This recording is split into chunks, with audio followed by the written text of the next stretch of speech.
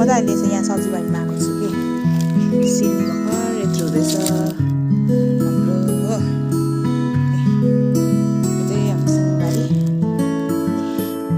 भर्खर हुँदैछ।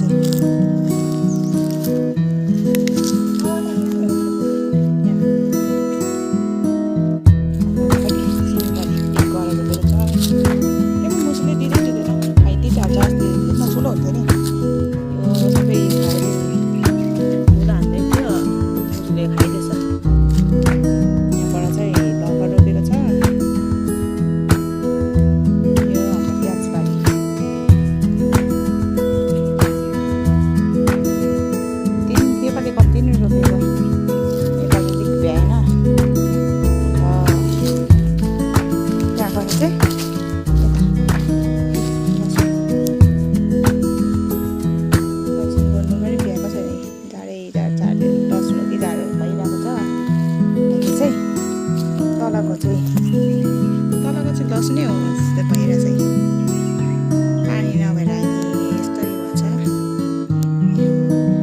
घाम पनि अस्तो पनि नसक्यो। यता त हामी बारीमा छ लसुन बारी हो। अन्त यता फेरि यता रामभेँडी रोपेको छ यही प्याजबारीमै। रामभेँडी रोपेको चाहिँ मसिनो छ भर्खर रोपेको।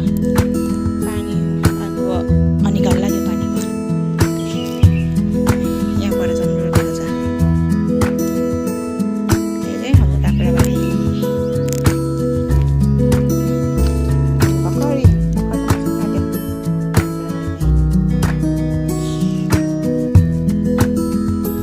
हुँदैछ।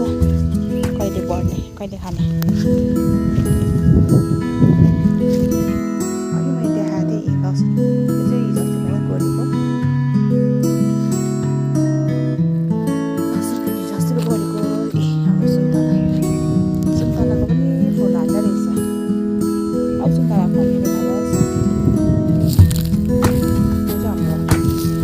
फुल जस्तो देखेको है।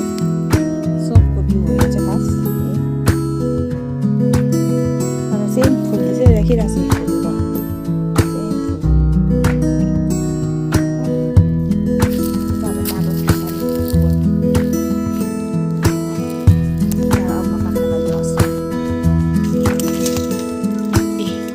हाम्रो काँक्राबारी त भर्खरै यसलाई उयो गर्नुपर्छ रहेछ नि, यसो दिनुपर्ने रहेछ कि अब गर्न आँटेको यो पनि।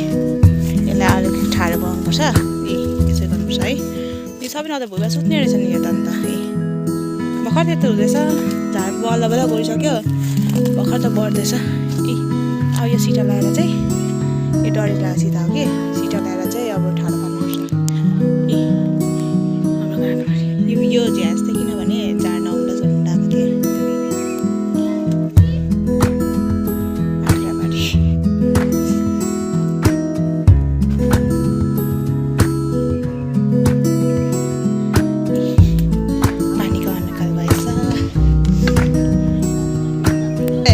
कति फलेछ तर फुल अब हान्छ होला छैन रहेछ त्यो। भर्खर त उयो हुँदैछ नि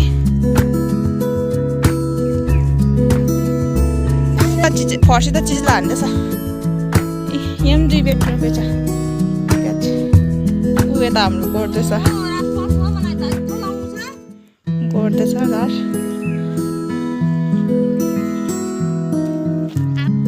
यो चाहिँ हाम्रो भर्खर आज बिहानखेरि घाममै गरेको भेन्डी रोप्नु गरेको उहिले छ। यो चाहिँ भेन्डी बारी हो। भेन्डी बारी यो चाहिँ हाम्रो फर्सी बारी। यहाँ चाहिँ गाजर छ। पानी कम्ती भएर उयो भएछ हौ धनियाँ गाजर फर्सी यस्तो चिजले ल्याउँछ ल फर्सीको राम्रो खोर्सानी फुल हाल्नु थाल्नेछ। भेन्डी बारी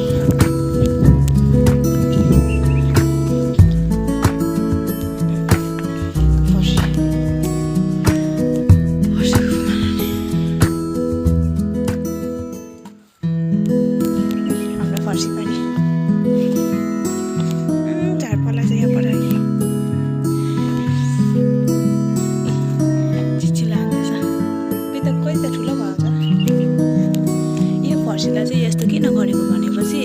यो फर्सी छ नि, यो फर्सी चाहिँ भुइँमा चाहिँ बिग्रिँदो रहेछ क्या, उइँदो रहेछ। त्यही बेला चाहिँ यो डन्ठी दिएको रहेछ मतलब दिएको यसरी यस्तो भुइँमा नलागोस् भनेर। यो त हाम्रो गाजाको बोट हो।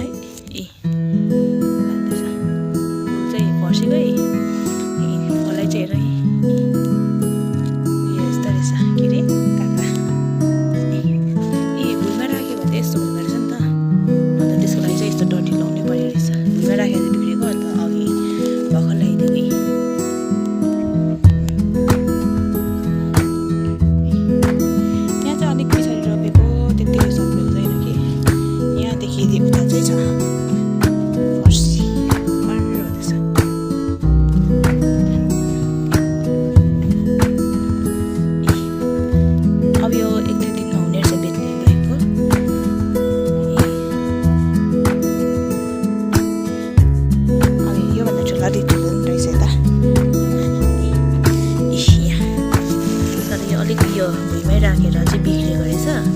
अब सिधा राम्रो हुन्छ कि भनेको, हेरौँ के हुन्छ।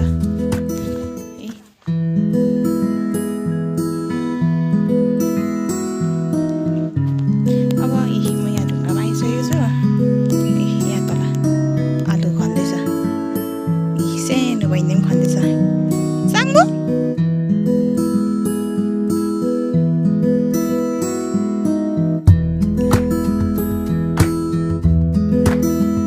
के गरेको?